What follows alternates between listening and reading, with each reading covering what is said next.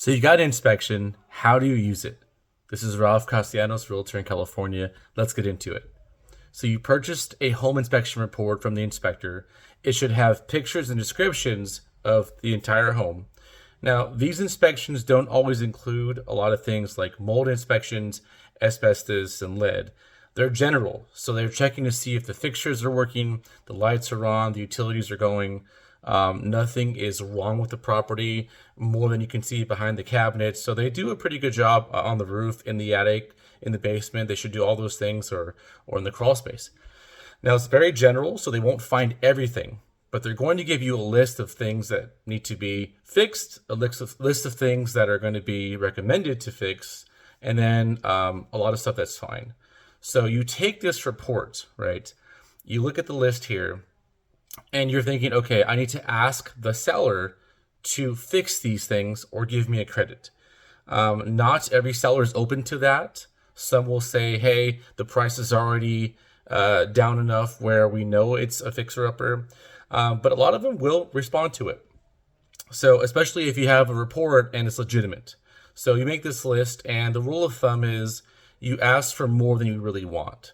So if there's 3 to 5 things you really want fixed, the rest are smaller and they're not a big deal to you, ask for 10, you might get 5.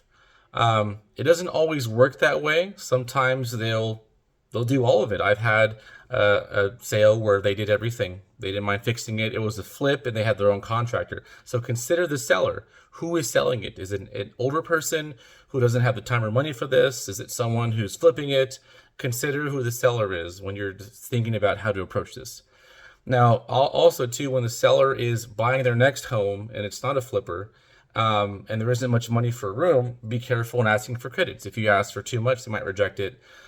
What I do is I ask my clients, and I myself will look up the cost of certain repairs and then send that to the seller along with the list of repairs.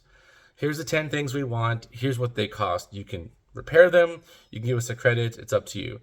Sometimes the seller goes, hey, the house is in great shape. You're being nitpicky. I'm not doing any repairs or any credits. What do? You've already sent your deposit. What do? You have a choice here. You can accept the property with no repairs, or you can cancel. And at this point in the game, if you cancel, you will receive your deposit back.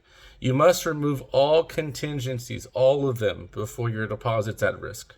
But removing the first one, or not removing the first one and canceling because of that, is totally fine.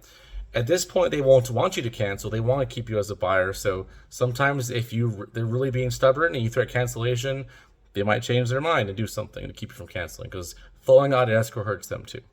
So there's some tips about the investigation. If you have any questions, leave them in the comments. Thanks.